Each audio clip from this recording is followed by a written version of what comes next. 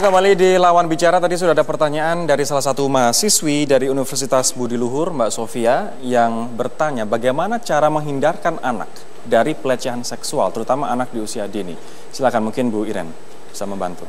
Ya, kembali bagaimana caranya dari tahap awal tadi orang tua yang harus memulai memprotek diri anaknya. Jadi si anak-anak ini diajarkan untuk bagian mana yang boleh disentuh tadi, bagaimana yang tidak boleh disentuh, sehingga kalau ada orang lain yang menyentuh, dia harus berani untuk bicara sama orang tuanya supaya tidak berkelanjutan.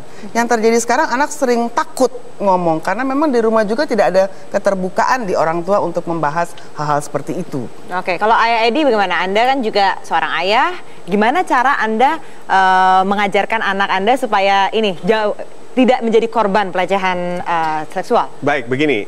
Pertama, kita seringkali punya persepsi bahwa anak-anak itu tidak pandai atau tidak punya logika yang bagus. Itu keliru besar. Anak-anak kita itu sangat cerdas. Sangat cerdas dan pintar sekali. Dan dia nangkap sekali. Gitu. Kalau kita berikan kebebasan dia untuk bertanya. Makanya kalau boleh saya izinkan, misalnya saya bisa praktekin gitu ya. Silakan Ayah. Ya.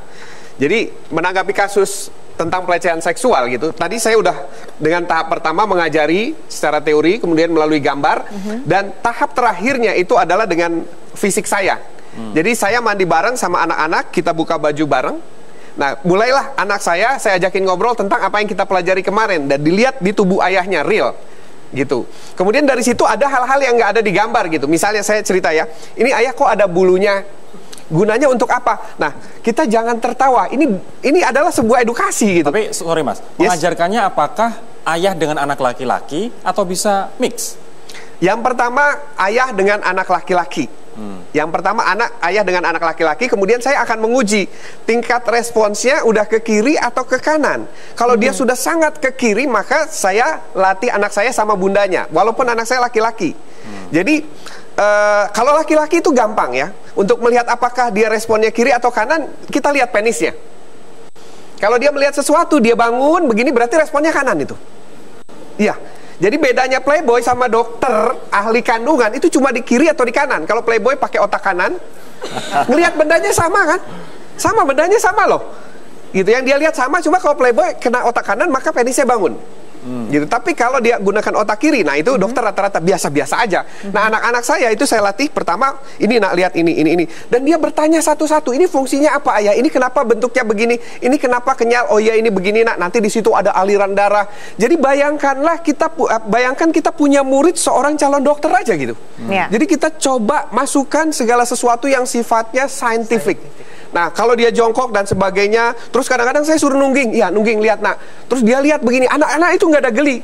Ini fungsinya apa ayah? Ini mengapa begini? Ini kok ada item-itemnya? Saya jelasin satu-satu, nanti kita lihat lagi di gambar. Dan akhirnya dia terbiasa. Itu baru pengenalan tentang organ seksual.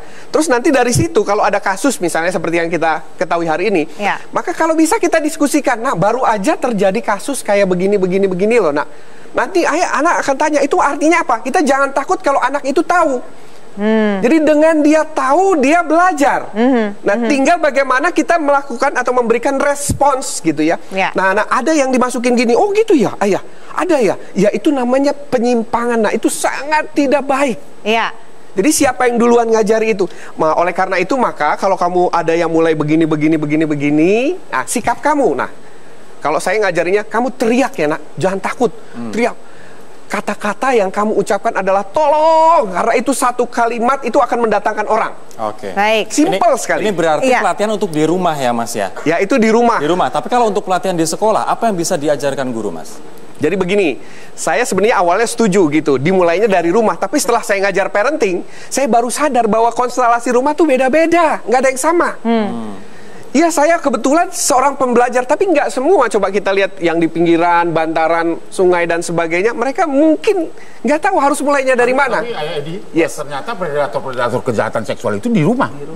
Ini jadi problem tadi. Bagaimana mengatasi anak dari menghindari dari kekerasan seksual. Ternyata si ayah ini mempraktekkan seperti kasih sayang, tetapi justru dia adalah predator dari kejahatan anaknya sendiri. Begitu. Bisa terjadi seperti itu.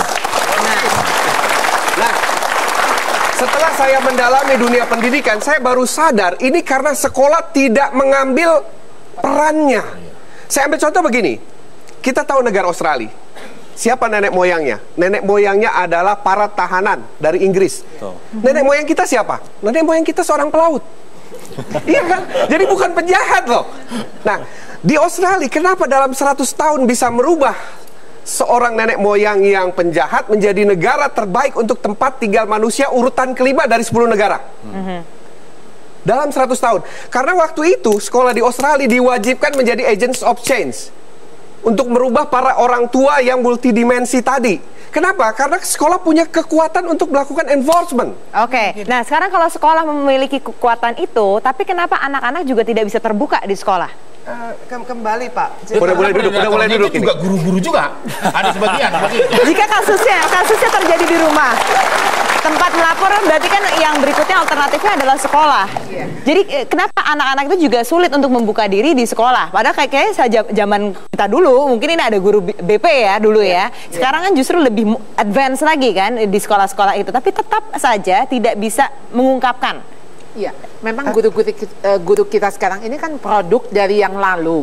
Jadi memang bukan guru yang biasa membuka bicara hal-hal seperti ini. Persis. Itu sebabnya. Jadi kalau menurut saya, apalagi Bapak bicara keluarga-keluarga yang di pinggiran, mereka nggak sekolah dari kecil. Mereka mungkin sekolahnya udah umur 5 tahun. Saya melihatnya justru tetap baliknya harus dari rumah. Jadi dari anak-anak kecil sekali 2 tahun, 3 tahun yang mungkin belum sekolah, mereka sudah harus diperkenalkan gitu. Jadi menurut saya yang paling urgent sekarang adalah pendidikan buat orang tua. Orang tua yang harus sekolah gitu. Iya. Sebelum anak itu sekolah, orang tuanya dulu yang sekolah. Orang tua dulu yang belajar bagaimana cara mengajarkan pendidikan seks kepada anak sebelum diserahkan ke sekolah. Kalau kurikulum kita tidak berubah, sistem pendidikan kita tidak berorientasi memberikan akses untuk pendidikan seks di sekolah, menurut saya nggak ada gunanya juga. Karena apa? Sistem pendidikan kita itu tidak mengajarkan itu. Semua intelektualitas, kecerdasan emosional, kecerdasan spiritualnya juga tidak ada. Akhirnya guru kesulitan untuk mengajarkan tentang kesehatan reproduksi karena itulah di kurikulum tidak ada. Jadi tidak nyambung apa yang diajarkan di rumah dengan diajarkan di sekolah. Saya kira harus diakui oleh guru-guru juga karena orientasinya tidak bicara tentang kurikulum pendidikan seks, tapi bagaimana sekolah itu berorientasi pada kecerdasan intelektual. Oleh karena itu sekolah itu berfungsi menghukum, tidak mengubah gitu loh sekarang ini. Akhirnya guru-guru frustrasi. Ketika frustrasi itu tadi bahwa sekolah itu menjadi lokasi kekerasan yang kedua setelah rumah. Mungkin begitu. Juga nggak sih Bang, karena stigmanya dari guru-guru ini sendiri juga karena mereka dulunya juga tidak mendapatkan pendidikan yang sama, tidak pernah mendapatkan pendidikan soal seks ini pada masanya. Iya, apalagi karena rekrutmen guru itu tergantung bupati atau wali kota, tidak atas dasar kemampuan gitu loh sekarang ini. Saya kira begitu ya di luar daerah misalnya, mungkin di DKI itu berbeda, tetapi kalau di sana siapa yang mau diangkat bisa aja pegawai kecamatan menjadi guru gitu loh. Nah, jadi tidak punya kompetensi seperti itu. Coba kita akan dengarkan lagi komentar dari salah satu mahasiswa. Silakan Mas, namanya siapa? Dari universitas mana? Baik, nama saya Herman Jaya, saya dari Universitas Budi Luhur. Oke, silakan. Kalau boleh saya di sini memberikan statement, kalau anak TK ataupun anak-anak itu dia harus belajar, ada 3. Bagaimana? Pertama yaitu keluarga, ya.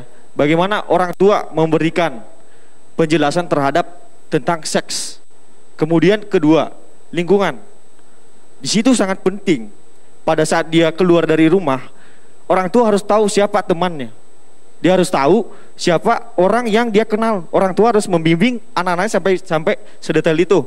Kemudian yang ketiga adalah pendidikan. Pendidikan harusnya lebih efektif lagi, bukan masalah JIS yang kemarin. Itu udah salah besar. Kemudian saya memiliki ada 2 pertanyaan. Kemudian yang pertama adalah bagaimana cara orang tua untuk menjelaskan kepada anak tentang cara yang terbaik menjelaskan pendidikan seks. Kemudian yang kedua, bagaimana cara merubah mindset anak-anak muda sekarang sehingga terhindar dari pergaulan seks. Baik, terima kasih. Terima kasih Mas Herman. Merubah mindset itu kayaknya perdebatannya in a whole new level ya kalau untuk merubah mindset. Tapi kita mulai dulu dari yang anak-anak. Tadi bagaimana untuk mengajarkan misalnya anak-anak ini soal pendidikan seks. Tadi kita sudah bahas dari usia muda juga.